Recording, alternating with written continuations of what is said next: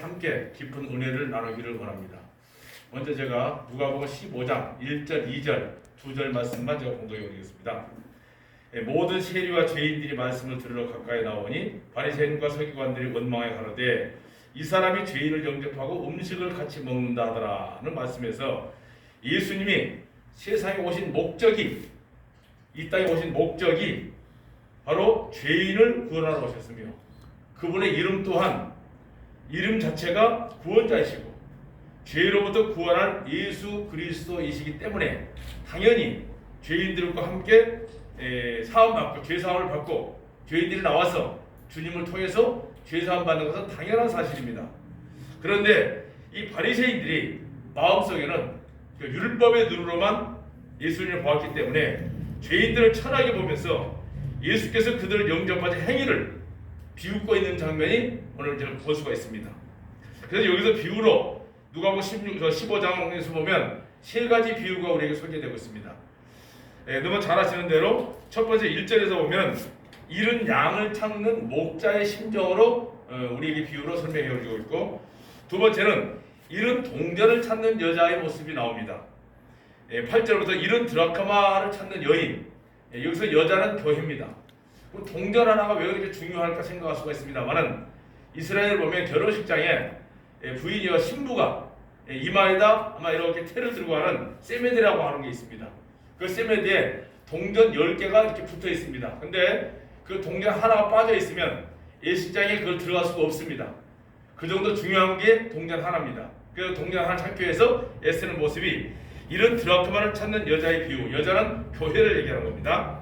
그 다음에 마지막 세 번째가 오늘 본문 말씀에 잃어버린 아들을 찾는 아비의 심정으로 우리에게 보여주고 있습니다.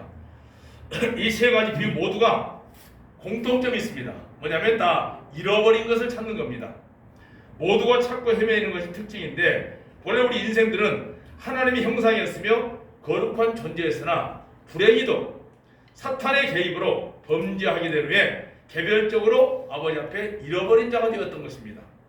로마서 1장 24절 25절을 보면 그러므로 하나님께서 저희를 마음의 정욕대로 더러움이 내어버리두사 저희 몸을 서로 욕되게 하셨으니 이는 저희가 하나님의 진리를 거짓 것으로 바꾸어 피조물을 조물주보다 더 경배하고 섬김이라 하는 말씀드립니다. 이러한 상태에 사랑을 주시려고 사랑의 짝으로 창조된 사람을 잃어버린 하나님께서 그 사랑에 못 견뎌서 이 땅에 죄인을 찾으러 오신 분이 바로 예수님입니다. 아멘. 하나님이 사람의 형상으로 사람을 찾기 위해서 이 땅에 오셨습니다. 생명에 있어서 길을 잃은 것을 찾고 계시며 값진 동전을 찾고 있는 여자의 심정인과 불과 마지막에 기다림이 있어서 아버지의 마음으로 소유하고 이 땅에 오신 분이 바로 예수님입니다. 예수님의 이름을 다른 말로 아마 여러분 잘 들었을 겁니다. 임마누엘이라는 뜻이 있습니다. 임마누엘이라는 뜻은 하나님이 우리와 함께 계신다는 뜻입니다. 예수님은 원래 하나님이신데 사람의 형상으로 이 땅에 오셨다는 그런 뜻입니다. 죄인들이 하나님께 나아갈 수 없기 때문에 당연히 하나님께서 찾아오셔야만 구원을 받을 수가 있습니다. 고린도전서 12장 47절에 보면 내가 온 것은 세상을 심판하려 하면요 세상을 구원하려고 왔다 그랬습니다. 구약의 창세기 2장 24절 말씀은 이런 말씀이 있습니다. 이러므로 남자가 부모를 떠나 그 아내와 연합하여 둘이 한 몸을 이룰지니라. 아담과 그 아내 두 사람이 벌거벗었으나 부끄러워 아니하니라는 말씀이 있는데, 통상적으로 결혼을 하게 되면 여자가 부모를 떠난 것이 당연한 일입니다. 그런데 창세기에서 하와를 만들 때의 기록에는 남자가 부모를 떠나 여자와 한 몸을 이룬다 그랬습니다. 마태복음 19장에서도 19장 5절에 보면 이러므로 사람이 그 부모를 떠나 아내에게 합하여 그 둘이 한 몸이 될지니라 하신 것을 읽지 못하느냐라고 주님께서 창세기 말씀을 순서를 바꾸지 않고 그대로 써놨습니다. 에베소 5장 31절에도 보면 이러므로 사람이 부모를 떠나 그 아내와 합하여 그 둘이 한 육체가 될지니라고 하시므로 이 말씀을 보면 분명히 영어 성경에도 보면 맨으로서 분명히 남자입니다. 이 남자가 남자인데 남자 모두가 부모를 떠난 이유는 성경의 남자는 예수님입니다. 여자는 교회입니다. 성경의 남자는 예수 그리스도의 모습이기 때문에 여자는 죄인의 그림자인 죄인인 교회가 하나님께 나갈 수 없기 때문에 의로우신 남편 되신 예수님께서 사람이 되셔서 이 땅에 오셔서 하늘을 떠나 즉 아버지 품을 떠나서 이 땅에 사랑 때문에 찾아오셔서 죄인들을 구원하시고 그 죄인들과 함께 먹고 마시는 장면이 오늘 본문 말씀입니다. 그 죄인을 구원시키려는 진리가 성경 속에 갇혀 있습니다. 성경은 남자 여자 얘기가 아니고 교회와 그리스도의 관계를 남자 여자로 비유로 설명 많이 하고 있습니다.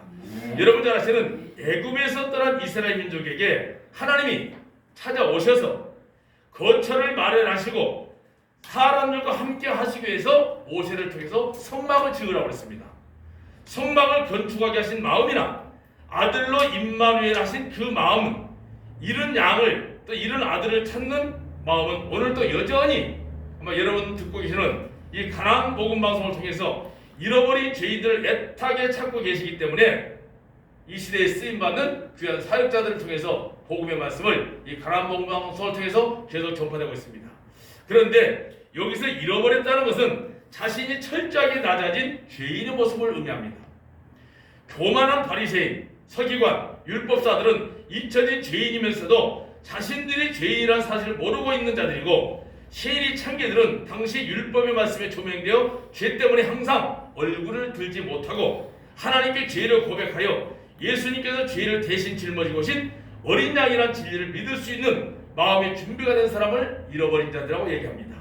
자, 주님께서 유대인들 모두가 잃은 양들이었으나 자신들의 죄를 깨달은 잃은 자에게는 먼저 가서 구원의 복음을 전했습니다. 마태복음 10장 5절 6절 말씀 보면 예수께서 이 12를 보내시며 명하여 가라사대 이방인의 길로도 가지 말고 사마리아인의 고을로도 가지 말고 차라리 이스라엘 집에 잃어버린 양들에게 가라 하는 말씀이 무슨 말씀입니까? 마태복음 15장 24절에 보면 나는 이스라엘 집에 잃어버린 양 외에 다른 데로 보내심을 받지 아니하였노라 하신다는 말씀대로 주님은 잃어버린 양을 찾으시는 마음으로 가득하셨다는 사실입니다. 그래서 10년이 가난한 자는 복이 있다고 하셨고 예수님께서 탄생하실 때도 마찬가지입니다.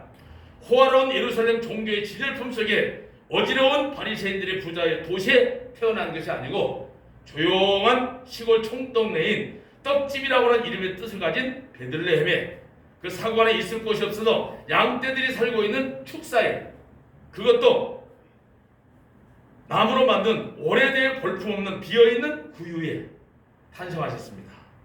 마찬가지로 오늘날도 비어있는 구유와 같은 10년 곧 잊혀진 영혼들에게 주님은 찾아오신다는 사실입니다. 세상에 부귀영화 있으나 심령은 죄와 고독으로 잊혀진 아마 여러분 그 당시에 삭개오를 기억할 겁니다. 삭개오를 찾아오셨고 예루살렘을 떠나 죄악의 도시 여리고로 항하다가 강도 만난 자를 찾아오신 분이 예수님입니다.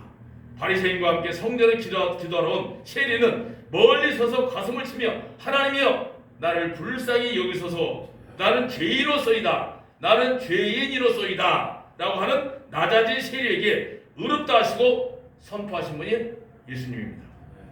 사랑하는 가나안 복음방송 시청하시는 시청자 여러분들 여러분들은 언제 죄를 깨닫고 하나님으로부터 잊혀진 사실이 있었으며 언제 주님께서 여러분을 찾은 바 되셨습니까? 언제 거듭난 경험이 있었냐고 묻습니다. 거듭난 사실이 없이 종교 행위로 만족하고 계신 건 아닙니까? 자, 우리 주님은 오늘도 여전히 한 생명을 찾으셔서 다양한 방법 중에 하나인 바로 유튜브를 통해서 이 가나안 복음 방송을 통해서 복음을 전한 목적은 한 영혼이 자기 자신이 죄인임을 시인하고 내 허물과 죄 때문에 하나님이 육신으로 오셔서 내 대신 골고다 사형틀에 매달리시고 죽으셨고 사망권세를 깨뜨리고 부활하셔서 성령께서 다시 이 땅에 오시고 이제는 내 죄사함을 깨닫게 되고 깨끗하게 죄시움을 받게 되면 내 심령 속에 성령님이 오셔서 사시기를 원하고 계십니다.